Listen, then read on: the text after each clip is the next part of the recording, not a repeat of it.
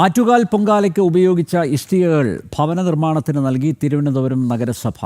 13 പേർക്കാണ് ഇഷ്ടികകൾ കൈമാറിയത്. പൊങ്കാല കഴിഞ്ഞ ദിവസങ്ങൾക്കുള്ളിലാണ് നഗരസഭ ഇഷ്ടികകൾ വിതരണം ചെയ്തത്. ചരിത്ര വിജയം നേടി അധികാരത്തിലേറിയതിന് പിന്നാലെ BJP ഭരണസമിതി തിരുവനന്തപുരം നഗരസഭയിൽ നിരവധി ജനകീയ പ്രവർത്തനങ്ങളും വികസന പദ്ധതികളുമാണ് നടപ്പാക്കി വരുന്നത്. ആറ്റുകാൽ ഭഗവതി ക്ഷേത്രത്തിലെ പൊങ്കാലയ്ക്ക് ശേഷമുള്ള ശുചീകരണം മാതൃകാപരമായി നടപ്പാക്കിയതിന് പിന്നാലെ ഇഷ്ടികകളുടെ കാര്യത്തിൽ പറഞ്ഞ വാക്ക് പാലിച്ചിരിക്കുകയാണ് നഗരസഭ.